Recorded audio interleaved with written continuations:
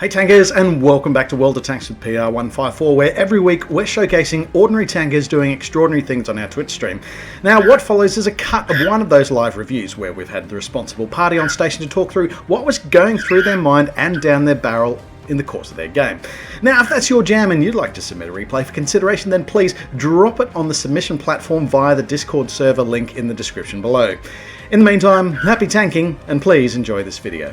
I generally do not play light tanks, but with a bit of experience in clan wars and stuff, I give it a go. Excellent. So you've got CVS, you've got your improved low noise exhaust, improved optics, you're running food. Looking at the loadout, it seems that you're trying to maximize the view range more than anything else. Oh yes, 100%. I mean, I would like to spot more and do the defense for the team. Yes. Which I think it turned out great at the end of this game. Yeah. Okay, 390 hit point alpha, penetrating for 234, so yeah, it's a bit on the light side for penetration, and only 280 with the heat. So shot placement is going to be super important to having a damaging effect on the game. Yeah, it's like a bad chat 25T in some instances whereby you pump in the damage and run away. Yes. If anything goes wrong, you have that 3-click autoloader, right? But it looks like you're alone on this hill for now, so that's always a good start. Yes, I was praying so hard. Because I look around, you weren't too well supported. You've only got one SPG. I love coming up here as a light tank and seeing an enemy vehicle over the other side, and then you just bring the rain, and then you pummel it, and then you control the hill, and the rest of the game goes nice and smoothly from there. Oh, 100%. But the problem was for this game was the amount of tank destroyers that either side has. It's quite terrifying. That's all I can say. Yeah. God knows where they can be hiding. So what have they got? They had a barn, double barn, one forge, Minotauro, E3, and a version 4. Yeah, and so they've got the Manticore. So goodness knows. So the Manticore's on the Manticore was seen on the southern flank. So that's good. You should be able to maintain the vision control up here. Yeah, and I told the bad chat in my platoon to support me up here because I think we can have a play up north somewhere here because the Manticore is still down south. In case I got rushed, it covers me. But I mean, even so, what do you actually get out of pushing forward from this position? That there's no one actually will be able to shoot what you spot anyway. Yeah, I think it was to get more information on what tanks are back there at around B0-ish. Yes. Yeah. Okay, so FV4005 looks like they're making their move. Is that CW152 in the bat chat? Yes, yeah. I think so. Or is it only AP up? Okay, and Manticore is back. I had no support on the bat chat. I don't think I have angles on that. Oh, Fosh 155. That was a big bag of dicks that you're just eating there. Oh, one hit point. At this point of time, I thought I was dead. I honestly thought I was dead. Oh. And I did a drifting and it missed. Yeah. You just. All I had in my mind was to kill the Manticore and die. Because Manticore is very, very crucial to be killed because it's very tough to dig out. So okay, fine. If I die, let's kill the Manticore. Yeah, definitely. Still running. So Fosh 155 3-round magazine. It looks like they've attempted to send all 3 rounds in your general direction. I don't see that they've sent them at anyone else. So got to assume that they're on a long reload. So yes. the opportunity to escape. Oh, jeez. One hit point, literally one hit point there. Man, we were just talking about that with Mr. Soak earlier in the stream with low hit points and experimenting with the ruggedness of the suspension. But whew. As you can see, even though I have 1 hit points, I'm driving recklessly. I can say. Well, I don't know. Do you figure? Well, you've survived one absolute humdinger of a crossfire. You'll survive anything from this point on? I was spinning on hooks on that. Oh dear. I mean, I think it's because the AMX 3105 is rather small, so right. I think it's very hard to aim. Okay, it's not as hard as ELC even 90, but it's small enough at a range when you have a Forge 155 missing like a few of his shots there. Yes. Yeah. So as of now, I did 2k assistance, so I'm just like, okay, let me see what I can do in 1 hit points. Yeah. So the only unspotted enemy vehicle right now is the Batchat 155-58. Oh yeah, that's Yeah. DG.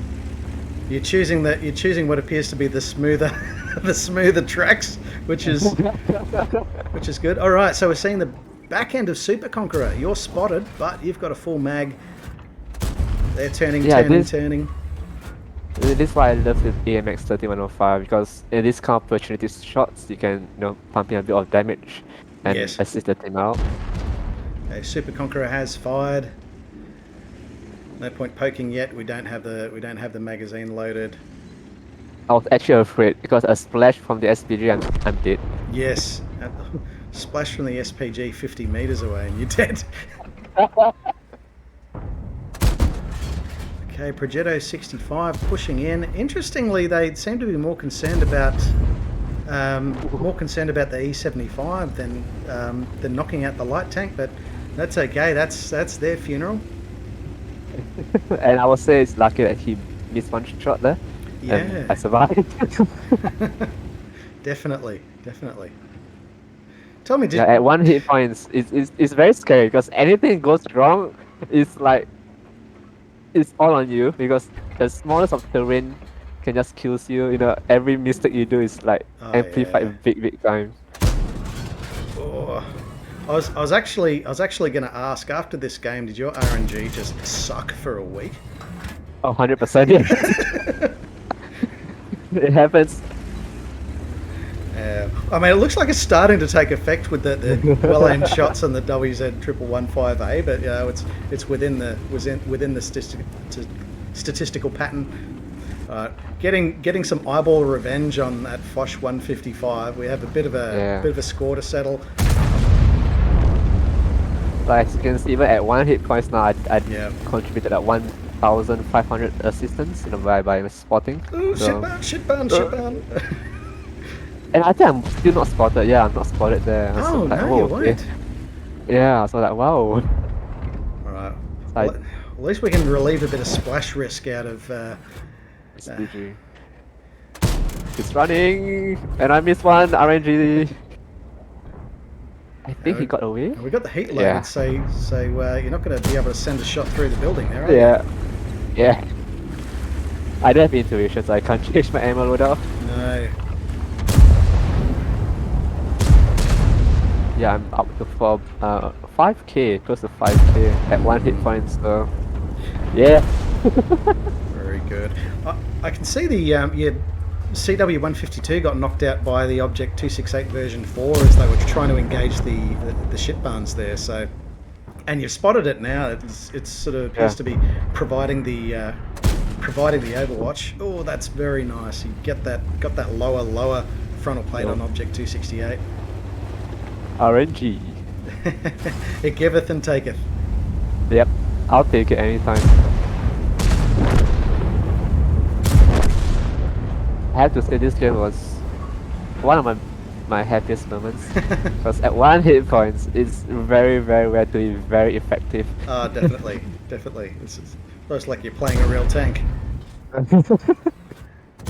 And back to the garage for kill number 2. What a finish! Yeah. Man, that's why I keep telling people like even at 1 hit points you're still precious to the team, precious to the game. So try your best to stay yourself alive.